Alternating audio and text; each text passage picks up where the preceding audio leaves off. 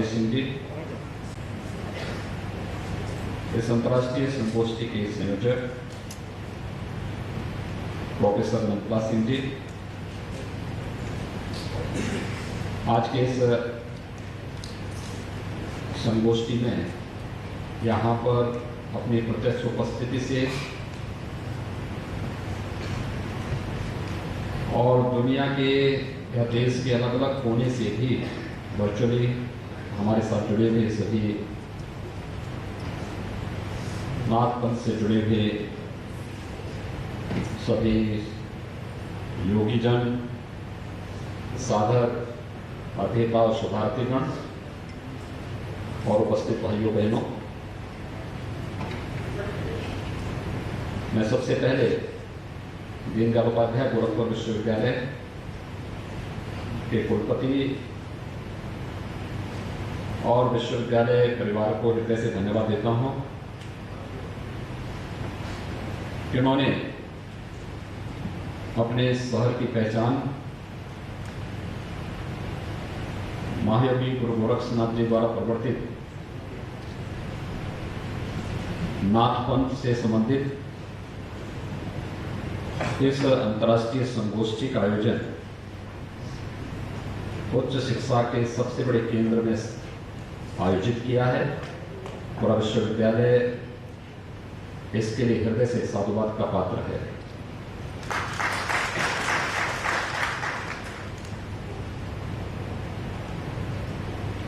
हमारे शिक्षण संस्थान केवल अक्षर ज्ञान तक सीमित न रहे, बल्कि ज्ञान विज्ञान की औपचारिकताओं से ऊपर उठ करके अपनी परंपरा, अपनी संस्कृति और अपने इतिहास बोध से भी जुड़ सके, इस दृष्टि से इस प्रकार की संगोष्ठी आज की आवश्यकता है। और इसलिए हम सब ने प्रयास किया है कि हर एक विश्वविद्यालय जहां पर भी स्थित है वह विश्वविद्यालय उसके आसपास से जुड़े हुए वहां की परंपरा, वहां की समृद्ध सांस्कृतिक विरासत और उन ऐतिहासिक पक्षों को अपने साथ जोड़ करके उसे आगे बढ़ा सके। और इसीलिए 2018 में हम लोगों ने गोरखपुर विश्वविद्यालय को महायोगी गोरखनाथ शोधपीठ स्वीकृत की थी और इस विश्वास के साथ शोधपीठ की स्थापना दीनदयाल उपाध्याय गोरखपुर विश्वविद्यालय में स्थापित की गई कि नाथ पंथ का सर्वोच्च केंद्र गोरखपुर होने के नाते गोरखपुर विश्वविद्यालय आज की वर्तमान पीढ़ी को और भावी पीढ़ी के सामने भारत के इस आध्यात्मिक और दार्शनिक पक्ष को भी प्रस्तुत करने में अपना योगदान दे सके। अलग अलग विश्वविद्यालयों को इस प्रकार के अलग अलग कार्य दिए गए हैं। मुझे प्रसन्नता है कि दीनदयाल उपाध्याय गोरखपुर विश्वविद्यालय ने इस दिशा में प्रयास प्रारंभ किया है, जिसमें आज एनसाइक्लोपीडिया ऑफ नाथ पंथ से संबंधित उसके प्रथम संस्करण का एक सार भी यहाँ पर विमोचित हुआ है। इसके लिए मैं विश्वविद्यालय परिवार को हृदय से बधाई देता हूँ और अपनी शुभकामनाएं भी देता हूँ। याद रखना कि कोई भी व्यक्ति हो या समाज या संस्था, वो अपनी परंपरा, अपनी संस्कृति और अपने इतिहास को विस्मृत करके कभी किसी लक्ष्य को प्राप्त नहीं कर सकता। अपने परंपरा और अपनी संस्कृति की विरासत को, समृद्ध विरासत को विस्मृत करके कोई व्यक्ति त्रिशंकों की तरह झूल तो सकता है, लेकिन याद रखना त्रिशंकों का कोई लक्ष्य नहीं होता है। और हमारे शिक्षा के केंद्र, खासतौर पर विश्वविद्यालय या उच्च शिक्षा से जुड़े हुए महत्वपूर्ण केंद्र अगर त्रिशंकु बनकर के झूलते हुए दिखाई देंगे तो वह न तो लोक कल्याण के पक्ष को ही आगे बढ़ा पाएंगे और न ही समाज और व्यक्ति के जीवन में कोई व्यापक परिवर्तन करने में ही सफल हो पाएंगे।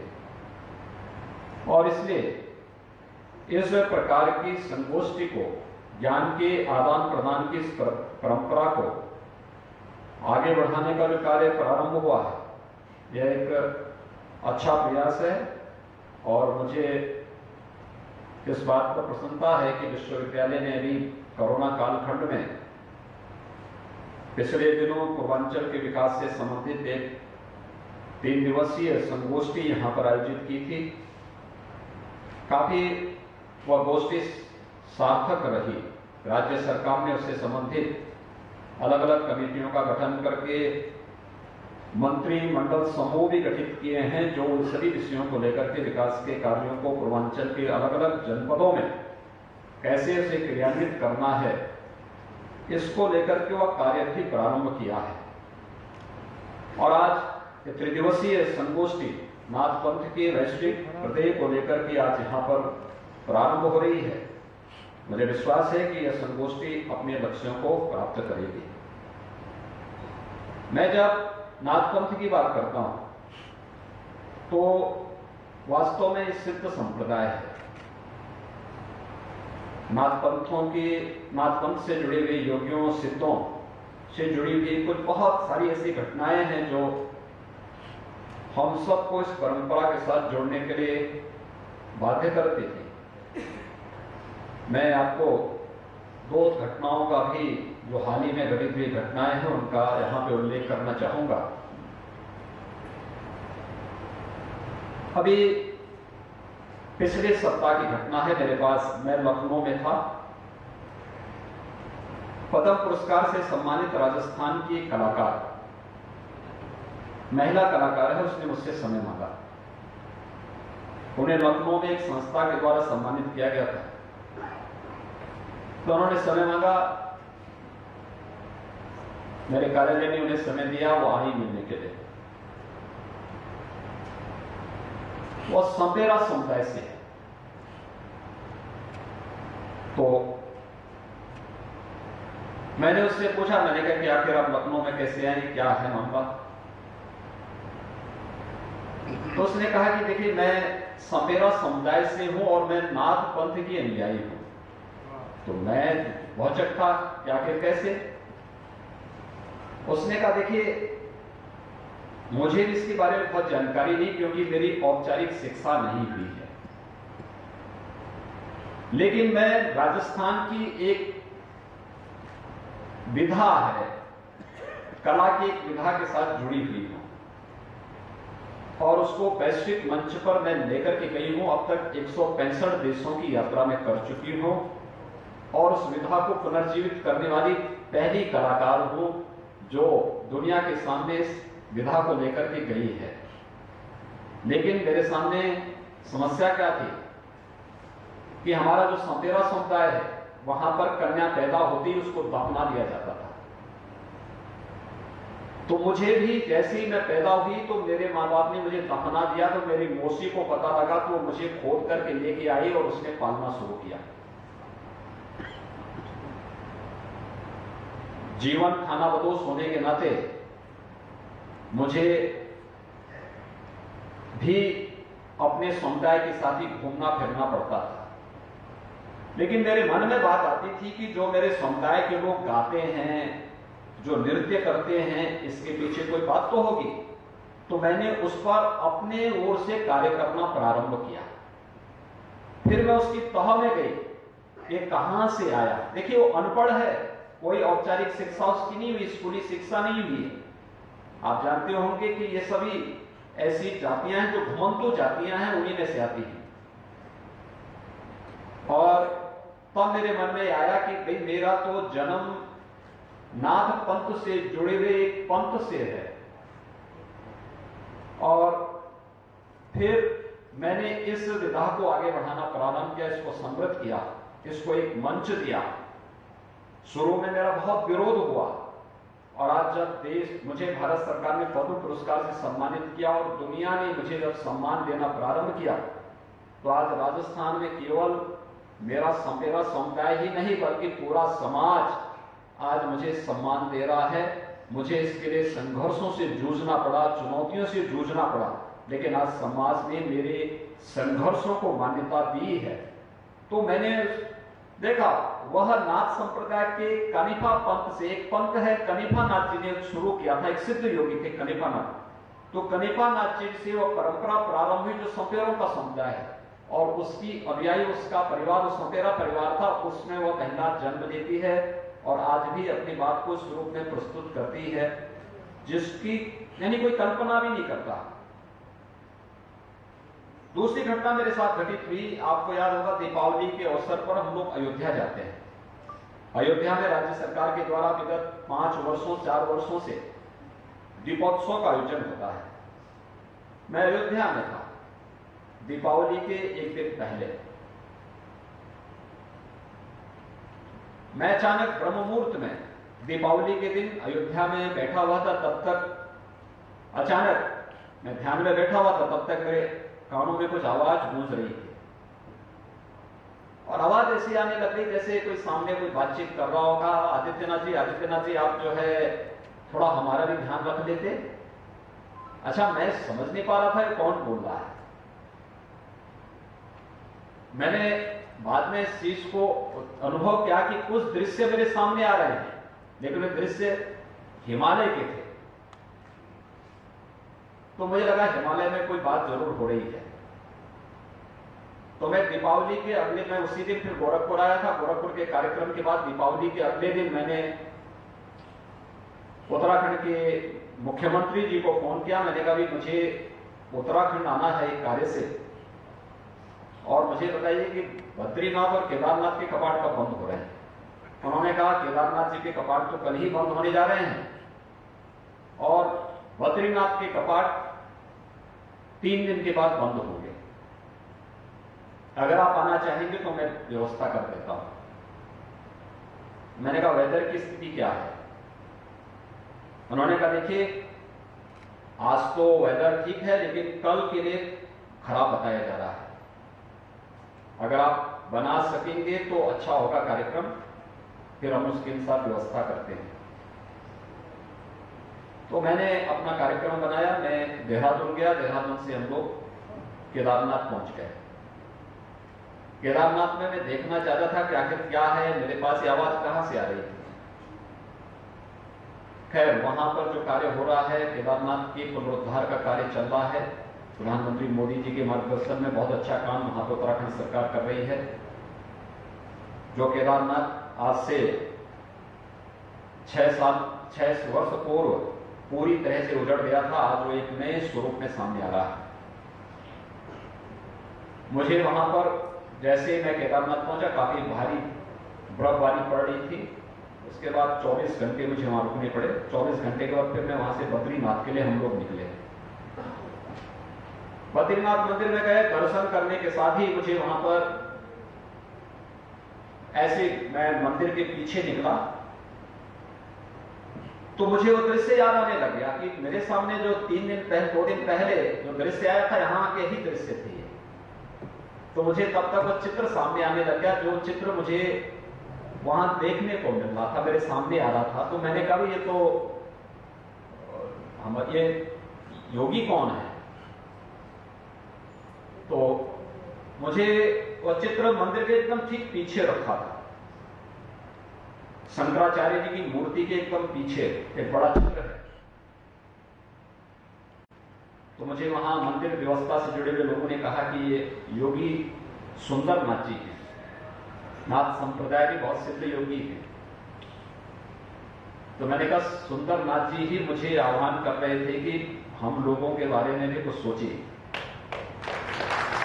और मैंने फिर वहां के जिलाधिकारी से पूछा, समझो कि जो जिलाधिकारी वहां पर गोरखपुर की लड़की है, वो जिलाधिकारी थी। तो मैंने उससे कहा, मैंने कहा यहाँ पे तो सुंदरनाथ जी की गुफा भी होगी। उसने कहा है, लेकिन बर्फ गिर चुकी है, सब कुछ ढक चुका है। लेकिन मैं अगले 1-2 दिन के अंदर उस स्थान को ढूंढ करके फिर आपको उसकी जानकारी देती हूँ। खैर 2 दिन के बाद वहां की जिलाधिकारी ने मुझे वहां के फोटोग्राफ्स वगैरह, जो गुफा के फोटोग्राफ वगैरह सब भेजे। और भेजने के बाद ये सारी तथ्य मेरे सामने आए कि वास्तव में योगी सुंदरनाथ जी ही मेरा आह्वान कर रहे थे कि आकर के इस गुफा को देखो, इसका पुनरुद्धार करो। और उस समय में वहां की उस व्यवस्था को, जैसे वहां कपाट खुलेंगे तो हम लोग फिर उस व्यवस्था के साथ वहां जुड़ेंगे। एक सिद्ध संप्रदाय,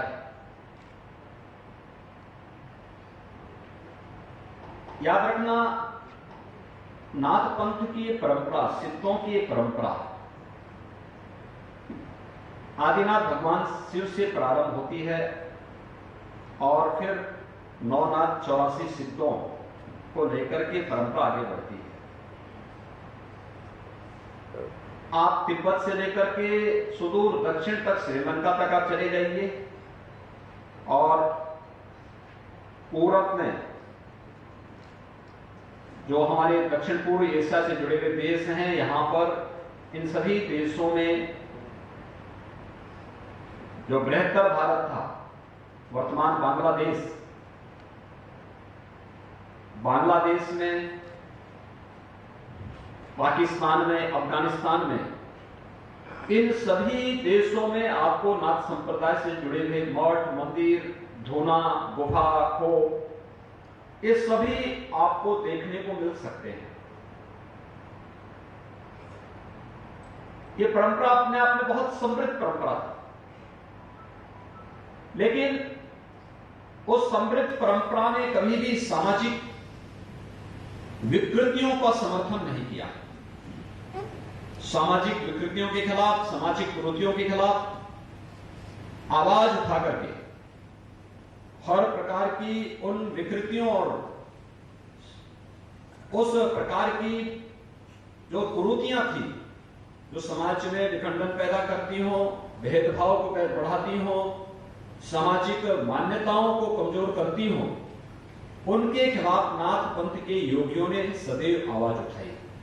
स्वाभाविक रूप से विकृति और कुरीतियां तब जन्म लेती हैं जब व्यक्ति केवल कानों से सुनी हुई बातों पर विश्वास करता है, अनुमान पर आधारित कोई कार्य करता है। जब उसको स्वयं पे विश्वास नहीं होता है तो वह फिर कहीं से सुनी सुनाई बातों पर विश्वास करते हुए वह जब किसी कार्यक्रम को आगे बढ़ाता है तो वह तमाम प्रकार की रूढ़िवादिता को, कुरीतियों को और इस प्रकार के आडंबरों को जन्म लेता हुआ दिखाई देता है, जिसमें उसको स्वयं के अपने आवरण को बचाने की चिंता ज्यादा होती है।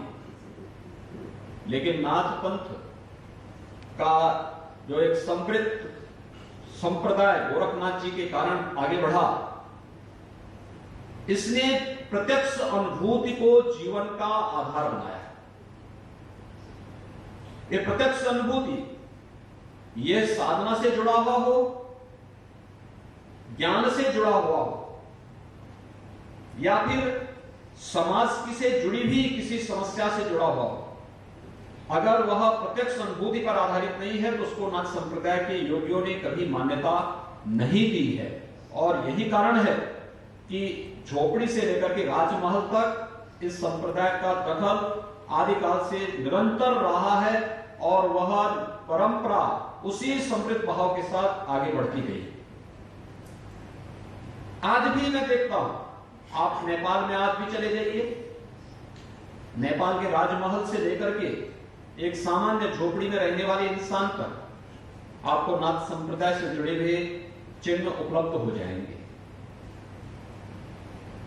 नेपाल में काठमांडू जो नाम है, एक काष्ठ मंडप के आधार पर ही इसका नाम काठमांडू पड़ा। काष्ठ मंडप किसी और का नहीं, गोरखनाथ जी का जो मंदिर था वो काष्ठ मंडप पर आधारित था। उस आधार पर ही नेपाल का राजधानी काठमांडू का नाम काठमांडू पड़ता है। जब आप काठमांडू में जाएंगे, पशुपतिनाथ मंदिर और जो शक्तिपीठ है, इन दोनों के बीच में जो एक छोटी सी पहाड़ी है, उसके बीच में जो मृगस्थली है, जो सिद्ध स्थली के रूप में जानी जाती है, गोरखनाथ जी की साधना स्थली के रूप में उनका मंदिर, मठ आज भी वहां पर स्थित है। आप नेपाल में अन्य तमाम स्थलों पर जाएंगे, दांग में आएंगे, 7वीं शताब्दी में गोरखनाथ जी के शिष्य हुए रत्न परीक्षित, ये वहां के राजकुमार थे, बाद में रतननाथ के रूप में बहुत सिद्ध योगी हुए। इतने सिद्ध योगी थे कि दान से आज का जो बलरामपुर जिला है उत्तर प्रदेश में, तुलसीपुर में देवीपाटन मंदिर, वहां पे शक्ति पीठ की अपने विग्रह की स्थापना महायोगी गुरु गोरक्षनाथ जी ने की थी और वहां पर नित्य प्रति मां की आराधना के लिए रतननाथ जी की सवारी वहां से दान से देवीपाटन आती थी, देवीपाटन से वापस जाती थी। आज भी एक परंपरा है, चैत्र नवरात्रि में एक यात्रा आती है नेपाल से दान से, और प्रतिपदा से चतुर्थी तक तो वहां पर मां का अनुष्ठान होता है, और चतुर्थी से यानी पंचमी से लेकर के नवमी तक वहां पर पात्र देवता के रूप में गोरखनाथ जी का अनुष्ठान होता है। गोरखनाथ जी की पूजा उसके बाद वहां पर होती है। यात्रा रतननाथ जी के रूप में जो नेपाल से आए हुए योगी होते हैं उनके द्वारा उसको नेतृत्व प्रदान किया जाता है।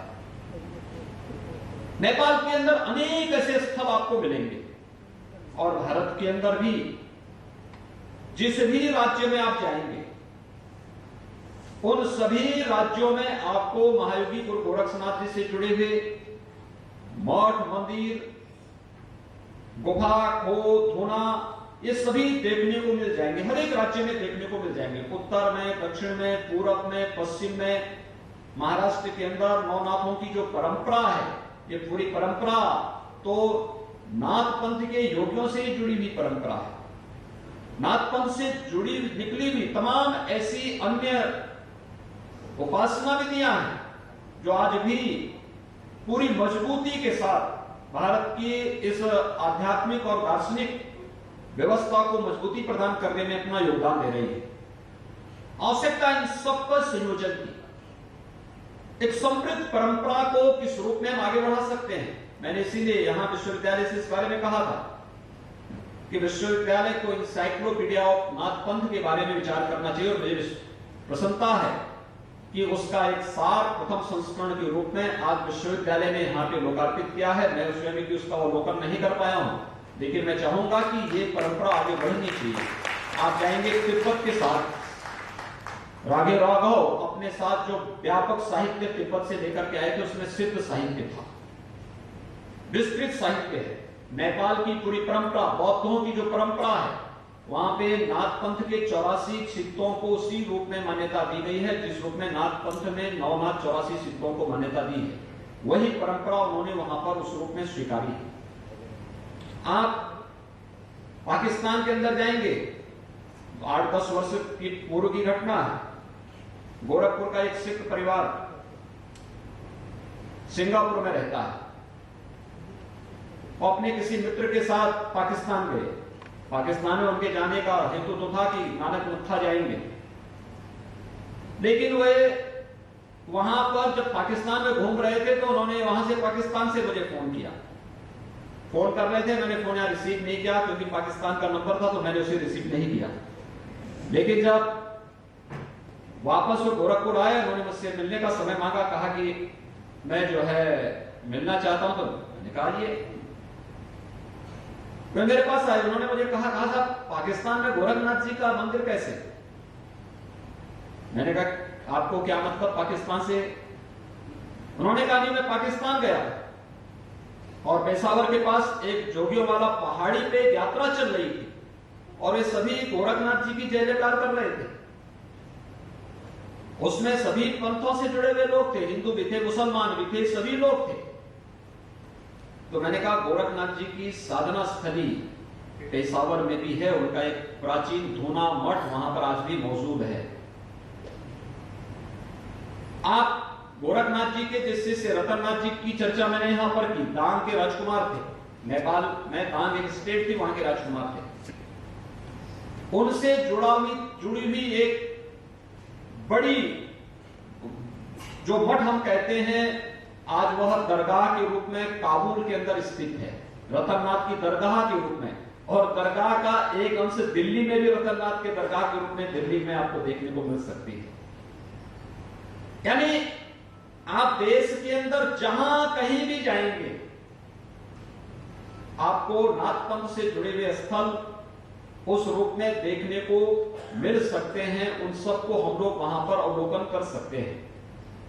मुझे याद है गोरखपुर विश्वविद्यालय और यहां से विश्वविद्यालय से जुड़े हुए महाविद्यालयों के रक्षा अध्ययन से जुड़ा हुआ एक शैक्षणिक भ्रमण का कार्यक्रम आज से 5-7 वर्ष पूर्व यह ढाका के लिए गया था। इनको 1971 के वार मेमोरियल को वहां देखना था, उसको अवलोकन करना था।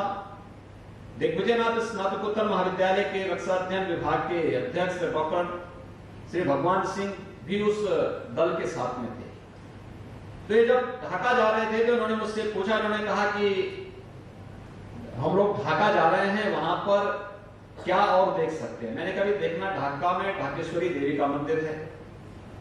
दूसरा, वहां पर एक बात और देखना, नाथ संप्रदाय का जो आदि परंपरा चलती है आदिनाथ से, आदिनाथ जी का जो मंदिर है वह ढाका के पास ही है। आप लोग वहां देखने के लिए जरूर जाइएगा। आप आश्चर्य करेंगे कि जब यह दल वहां गया, वहां जाने के बाद उन्होंने मुझे वहां से फोन करके कहा, उन्होंने कहा था देखिए हम लोग यहाँ आए हैं और यहाँ पे आदिनाथ भगवान का मंदिर मौजूद है और ये मंदिर को यहाँ की सरकार के द्वारा संचालित किया जाता है। यह आज भी बांग्लादेश के अंदर मौजूद है।